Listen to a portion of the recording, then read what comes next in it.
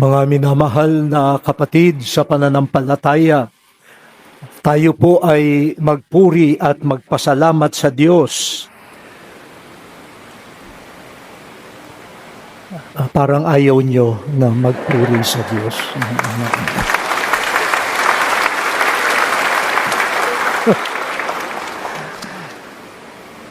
Kay bilis po ng panahon, no? 20 taon na pala ang nakalipas noong ang ating mga Eudist fathers ay dumating sa Pilipinas. Totoo po yung sinabi kanina, ako po yung nag-imbita sa kanila pumunta sa Pilipinas. Dahil ako po ay binantaan ng mga religious of the Good Shepherd. Sabi nila, isang malaking pamilya kami. No, yung nandyan yung Congregation of Our Lady of Charity. Nandyan ang Our Lady of the Good Shepherd. Tapos, sisters, ano yung kay Jean Jougan? Little Sisters of the Poor. No po, hi, kamusta kayo? Nabisita ko yung house nyo sa Rome. Yeah. And sabi, kulang na lang ang Eudist fathers. Sabi ko, sige, titignan ko. Naku, katakot-takot pong meeting sa Amerika, sa Roma. Tapos pumunta rito yung Father General na Frances at tiningnan niya. At sa awa ng Diyos ay mukhang nakumbinsi naman. No po. At yun po, 20 years ago, at pati yung Contemplative Sisters of the Good Shepherd, sabi, andyan na lahat, kulang na lang yung Congregation of Jesus and Mary. 20 years ago. At sa awa ng Diyos po, no, si Father Serge ang unang naordinahan nila, no po, at ngayon ay ilan na sila, no? Talagang mabait ang Panginoon, no po. Kilala po si San Juan Eudes sa pagpapalaganap ng pagkilala sa puso ni Jesus. The Sacred Heart of Jesus.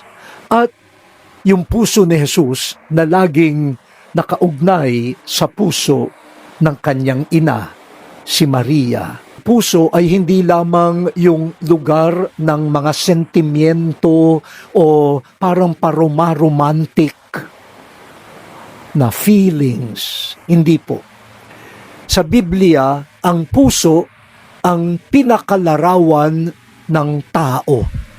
Sa puso nanggagaling ang mga kaisipan, ang mga plano, ang mga kagustuhan, ang mga prioridad, pinahahalagahan. Sa puso nag-uugat ang ugali, desisyon at kilos ng tao. Kaya ang tao ay katumbas ng kanyang puso. Kung gusto mong makilala ang tao, ang isang tao, basahin mo ang kanyang puso. Naandun na lahat.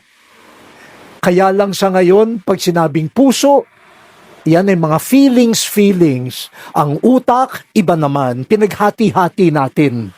Pero sa Biblia, magkakasama yan. Sa puso. At para makilala si Jesus, pumasok tayo sa kanyang puso.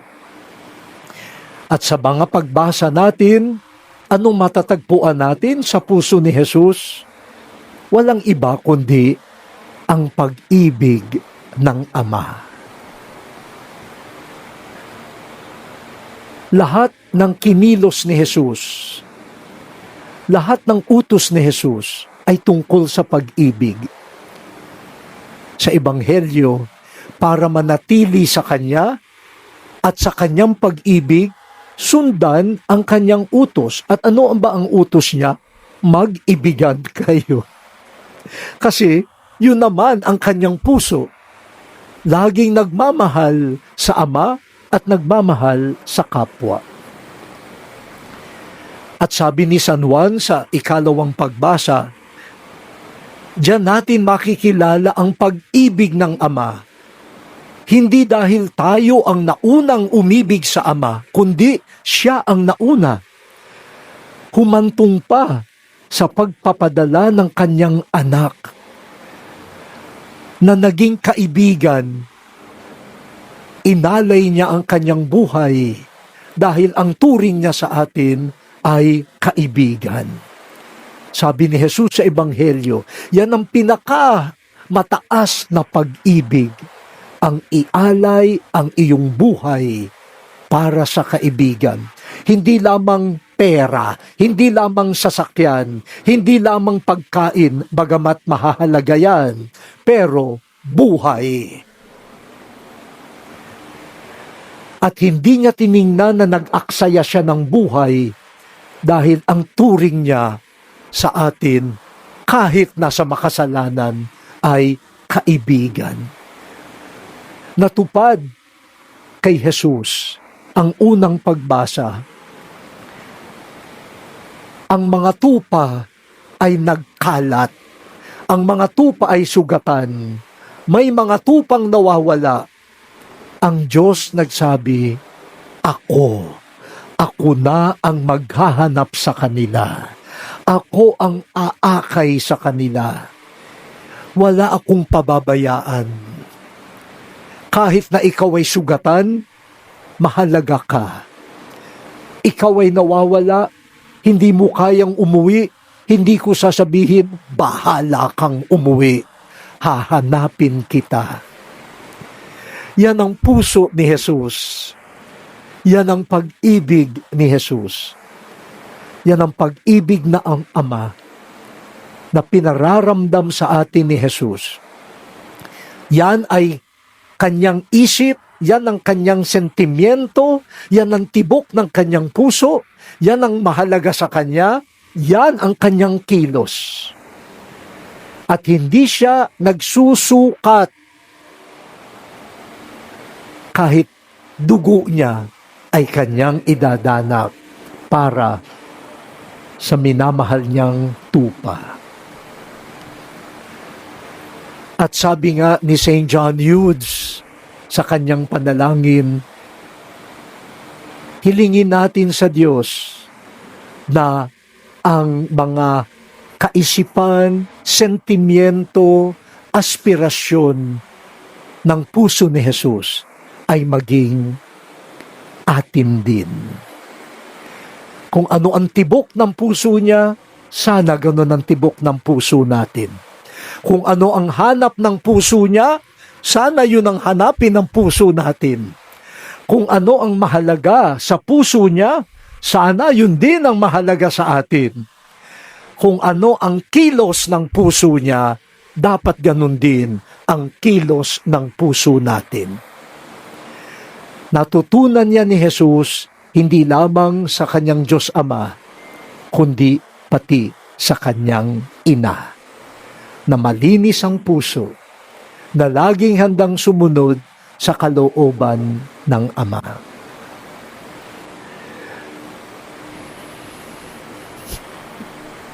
Ang tanong ko ngayon, nasaan ba ang puso natin?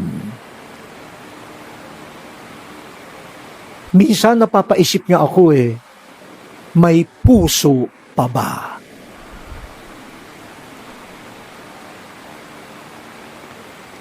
Kahapon lang po ako dumating galing Bougainville, Papua New Guinea. Unang balita, estudyante pumatay sa eskwelahan sa Zamboanga.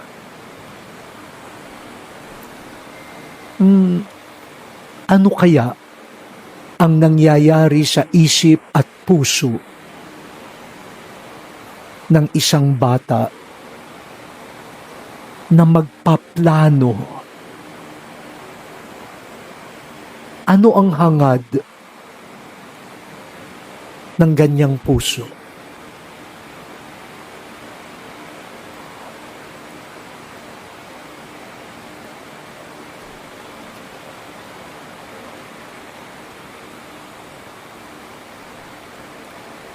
Dito po, sagana tayo sa ulan. Sa Italy, wala kahit isang drop of ulan. Tuyong-tuyo. At ang daming sunog. Pati yung kaunting tubig sa ilog, kinukuha na para bakit mayroong tuyong-tuyo? At bakit mayroon namang bumabaha? Pati doon po sa Papua New Guinea, tuyo, wala. Doon sa isang isla, green. Yung lumipat kami ng isla, brown.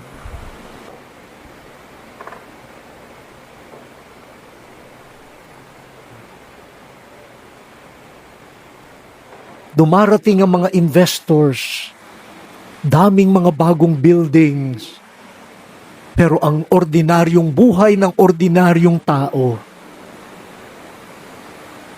walang tubig, kulang sa gamot. Anong klaseng puso ang tumitibok sa ating mundo ngayon?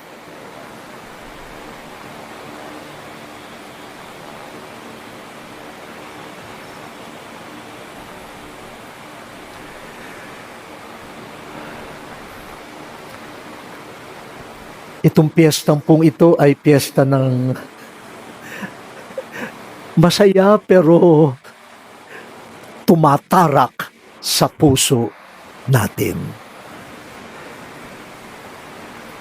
Parang nai-imagine ko si San Juan Eudes ngayon na parang yan ang tinatanong, nasaan ang puso ngayon ng mundo at ng sangkatauhan? Para po sa mga lolo, lola, mga magulang, ipakita po ninyo sa mga bata ang puso na makatao. Pero kung sa inyong hapagkainan, lahat kayo, mag-asawa, pati mga anak, ang tinitingnan cellphone at hindi ang bawat isa, wala. Ang kanilang puso ay ginagabayan na ng mga video games, ng mga AI. Tinuturuan sila magdesisyon at kumilos. Wala namang puso ang AI. Walang puso ang mga games. Tao lamang ang may puso. Bakit natin binebenta ang ating puso sa mga machine na walang puso? Tapos magugulat tayo, bakit parang walang puso ang mga tao? Kasi hindi natin pinahalagahan ang puso ng tao at ipinapalit natin mga bagay na walang puso.